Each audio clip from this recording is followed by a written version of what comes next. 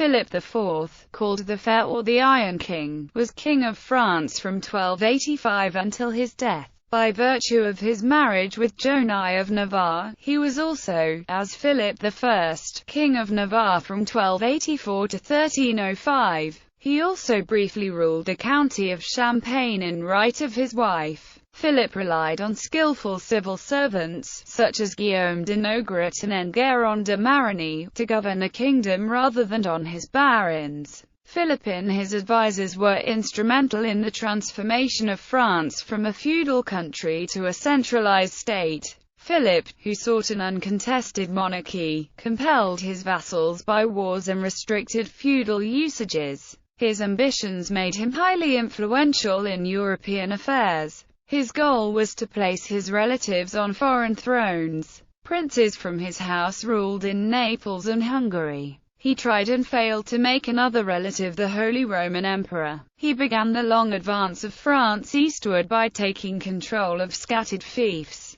The most notable conflicts of Philip's reign included a dispute with Edward I of England, who was also his vassal as the Duke of Aquitaine, and a war with the County of Flanders, which gained temporary autonomy following Philip's embarrassing defeat of the Battle of the Golden Spurs. To further strengthen the monarchy, he tried to control the French clergy and entered in conflict with Pope Boniface VIII. This conflict led to the transfer of the papal court to the enclave of Avignon in 1309. In 1306, Philip the Fair expelled the Jews from France and, in 1307, he annihilated the Order of the Knights Templar. Philip was in debt to both groups and saw them as a state within the state. His final years saw a scandal amongst the royal family, known as the Tour de Nesle affair, during which the three daughters-in-law of Philip were accused of adultery. His three sons were successively kings of France: Louis X, Philip V, and Charles IV. Youth. A member of the House of Capet, Philip was born at the Palace of Fontainebleau at Seine-et-Marne to King Louis IX's eldest son Philip the Bold and Isabella of Aragon. 2 years later, his elder brother Louis became heir apparent when his grandfather died and his father ascended to the throne as King Philip III. When Louis died in May 1276, Philip became heir apparent. Philip's younger brother Robert also died in May 1276, leaving Philip and his younger brother Charles. Their stepmother, Marie of Brabant, was suspected of poisoning the two young boys. Her first son, Louis, was born in the same month the two boys died. The prince was nicknamed the Fair because of his handsome appearance, but his inflexible personality gained him other epithets from friend and foe alike. His fierce opponent Bernard Cesset, Bishop of Pamiers, said of him, "He is neither man nor beast. He is a statue." His education was guided by Guillaume d'Arcus, the almoner of his father. As a prince, just before his father's death, he negotiated the safe passage of the royal family out of Aragon after the unsuccessful Aragonese crusade. Consolidation of the royal domain. Philip ascended to the throne and became king at the age of 17, although according to the publication titled The Life and Times of Jacques de Molay, Philip was 16. As a king, Philip was determined to strengthen the monarchy at any cost. He relied, more than any of his predecessors, on a professional bureaucracy of legalists. Because to the public he kept aloof and left specific policies, especially unpopular ones, to his ministers. He was called the useless owl by his contemporaries, among them Bishop Cesset. His reign marks the French transition from a charismatic monarchy, which could all but collapse in an incompetent reign, to a bureaucratic kingdom, a move, under a certain historical reading, towards modernity. Philip married Queen Joan I of Navarre on 16 August 1284. The primary administrative benefit of this was the inheritance of Joan in Champagne and Brie, which were adjacent to the royal domain in Ile-de-France and became thus effectively united to the king's own lands, forming an expansive area. Upon the accession to the throne of Louis X in 1314, Champagne became united to the royal domain. In 1328, Philip VI used this fact to permanently annex the lands, compensating the lawful claimant, Joan II of Navarre, senior heir of Philip IV, with lands elsewhere in France. The Kingdom of Navarre in the Pyrenees was not so important to contemporary interests of the French crown. It remained in personal union 1284 to 1329, after which it went its separate way. Philip gained Lyons for France in 1312, war with the English. As Duke of Aquitaine, the English King Edward I was a vassal to Philip, and had to pay him homage. Following the fall of Acre in 1291, however, the former allies started to show dissent. In 1293, following a naval incident between the Normans and the English, Philip summoned Edward to the French court. The English king sought to negotiate the matter and sent ambassadors to Paris, but they were turned away with a blunt refusal. Negotiation was for kings. Edward was addressed by Philip as a duke, a vassal and nothing more. Despite the incident having been an international one between England and France and not an internal one involving Edward's possessions within the Kingdom of France, attempting to use their family connections to achieve what open politics had not, Edward sent his brother Edmund Crouch back to come negotiate with the French royal family and avert war. Also, Edward was at that time betrothed by proxy to Philip's sister Blanche, and Edmund was to escort her to England for the wedding in the event of the negotiations being successful. An agreement was indeed reached. It stated that Edward would voluntarily relinquish his continental lands to Philip as a sign of submission in his capacity as Duke of Aquitaine, and in return Philip would forgive him and restore his land after a grace period. In the matter of the marriage, Philip drove a hard bargain based partially on the difference in age between Edward and Blanche. It was agreed that the province of Gascony would be retained by Philip in return for agreeing to the marriage. The date of the wedding was also put off until the formality of sequestering and re-granting his French lands to Edward was completed. But Edward, Edmund and the English were deceived. The French had no intention of returning the land to the English monarch. Edward kept up his part of the deal and turned over his continental estates to the French, but Philip used the pretext that the English king had refused his summons to strip Edward of all his possessions in France, thereby initiating hostilities with England. The outbreak of hostilities with England in 1294 was the inevitable result of the competitive expansionist monarchies, triggered by a secret Franco-Scottish pact of mutual assistance against Edward I. Inconclusive campaigns for the control of Gascony to the southwest of France were fought in 1294–98 and 1300–03. Philip gained Guyenne but was forced to return it. The search for income to cover military expenditures set its stamp on Philip's reign and his contemporary reputation. Pursuant to the terms of the Treaty of Paris, the marriage of Philip's daughter Isabella to the Prince of Wales, heir of Philip's enemy, celebrated at Boulogne, the 25th of January 1308, was meant to seal a peace. Instead it would produce an eventual English claimant to the French throne itself, and the 100 Years' War. Drive for income. In the shorter term, Philip arrested Jews so that he could seize their assets to accommodate the inflated costs of modern warfare, expelling them from his French territories on the 22nd of July 1306. At this point in his reign, Philip was faced with extensive financial liabilities, partially inherited from his father's war against Aragon and partially incurred by the cost of his own campaigns against the English and their allies. In Flanders, His financial victims also included rich abbots and the Lombard merchants who had earlier made him extensive loans on the pledge of repayment from future taxation. Like the Jews, the Lombard bankers were expelled from France and the property expropriated. In addition to these measures, Philip debased the French coinage, which by 1306 had led to a two-thirds loss in the value of the livre, sous and deniers in circulation. This financial crisis led to rioting in Paris, which forced Philip to briefly seek refuge in the Paris Temple, headquarters of the Knights Templar. Philip was condemned by his enemy, Pope Boniface VIII, in the Catholic Church for his spendthrift lifestyle. When he also levied taxes on the French clergy of 1/2 their annual income, he caused an uproar within the Roman Catholic Church and the Papacy, prompting Pope Boniface VIII to issue the bull Clericis Laicus, forbidding the transference of any church property to the French crown. This prompted a drawn-out diplomatic battle between church and king. Philip convoked an assembly of bishops, nobles and grand bourgeois of Paris in order to condemn the pope. This precursor to the Etat Scenero appeared for the first time during his reign, a measure of the professionalism and order that his ministers were introducing into government. This assembly, which was composed of clergy, nobles, and burghers, gave support to Philip.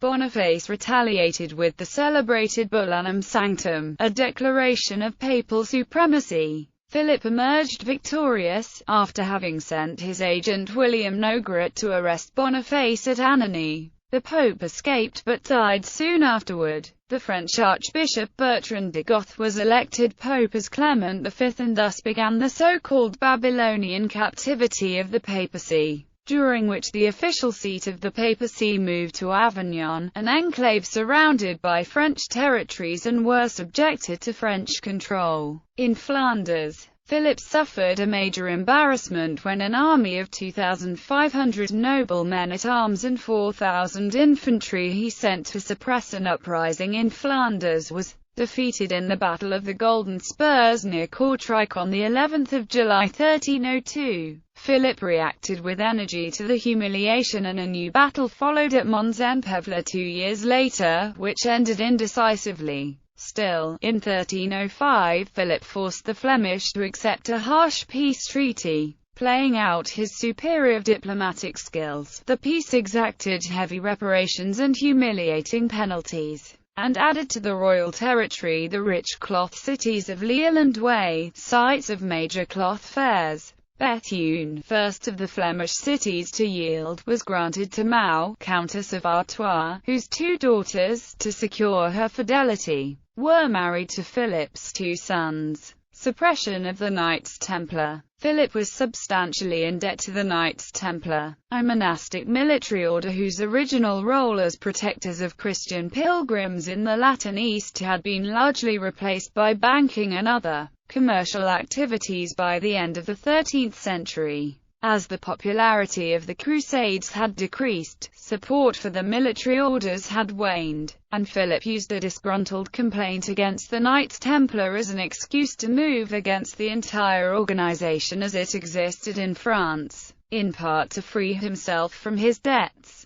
Other motives appear to have included concern over perceived heresy, assertion of French control over a weakened papacy, and finally, the substitution of royal officials for offices of the temple in the financial management of French government. Recent studies emphasize the political and religious motivations of Philip the Fair and his ministers. It seems that, with the discovery and repression of the Templars' heresy, the Capetian monarchy claimed for itself the mystic foundations of the papal theocracy. The Temple case was the last step of a process of appropriating these foundations, which had begun with the Franco-Papal rift at the time of Boniface VIII.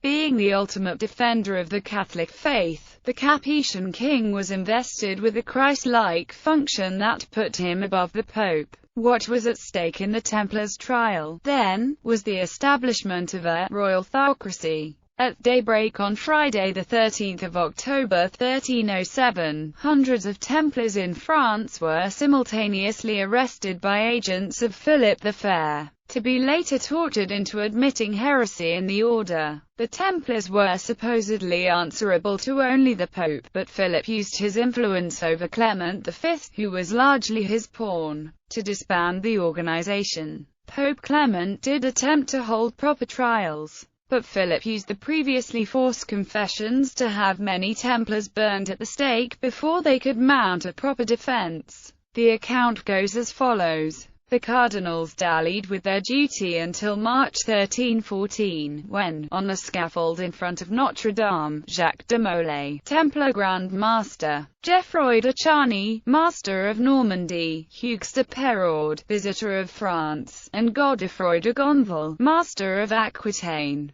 were brought forth from the jail in which for nearly 7 years they had lain, to receive the sentence agreed upon by the cardinals, in conjunction with the Archbishop of Sens and some other prelates whom they had called in. Considering the offences, which the culprits had confessed and confirmed, the penance imposed was in accordance with rule, that of perpetual imprisonment. The affair was supposed to be concluded when, to the dismay of the prelates and wonderment of the assembled crowd, de Molay and Geoffroy de Charny arose. They had been guilty, they said, not of the crimes imputed to them, but of basely betraying their order to save their own lives. It was pure and holy, the charges were fictitious and the confessions false. Hastily the cardinals delivered them to the Prévôt of Paris, and retired to deliberate on this unexpected contingency. But they were saved all trouble. When the news was carried to Philippe, he was furious. A short consultation with his council only was required.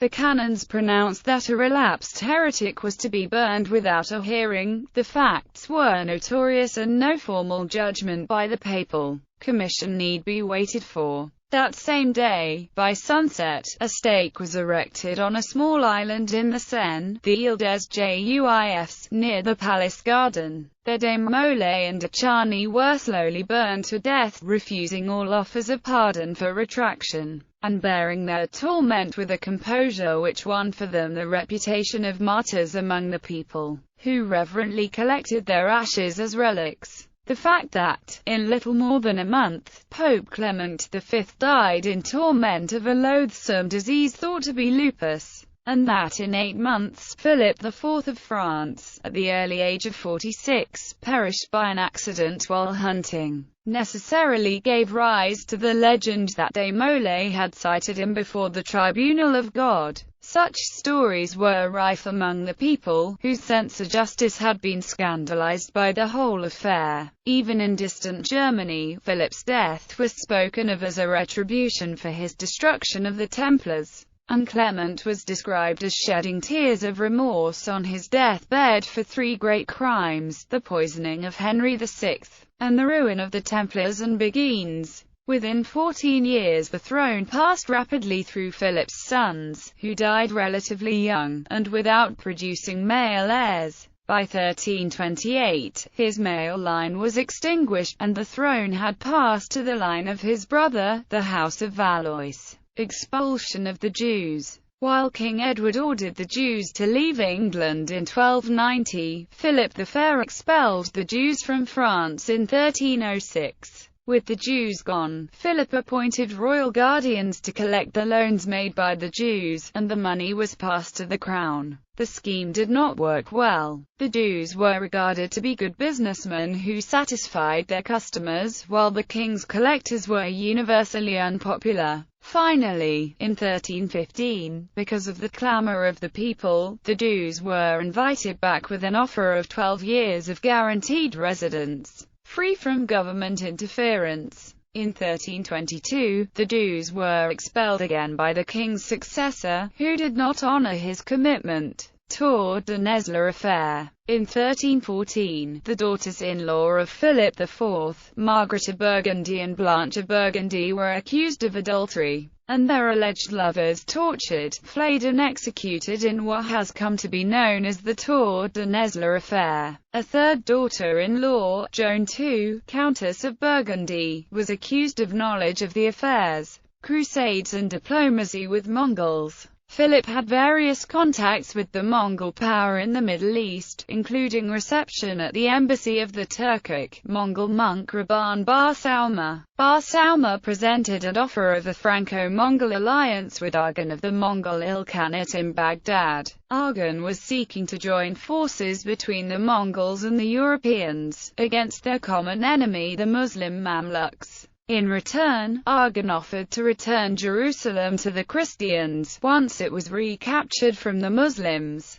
Philip seemingly responded positively to the request of the embassy by sending one of his noblemen, Gobert de Helville, to accompany Bar-Sauma back to Mongol lands. There was further correspondence between Arghun and Philip in 1288 and 1289, outlining potential military cooperation. However, Philip never actually pursued such military plans. In April 1305, the new Mongol ruler Olger II sent letters to Philip, the Pope, and Edward I of England. He again offered a military collaboration between the Christian nations of Europe and the Mongols against the Mamluks. European nations attempted another crusade but were delayed, and it never took place. In the 4th of April 1312, another crusade was promulgated at the Council of Vienne. In 1313, Philip took the cross, making the vow to go on a crusade in the Levant, thus responding to Pope Clement V's call. He was, however, warned against leaving by Enguerrand de Marigny and died soon after in a hunting accident.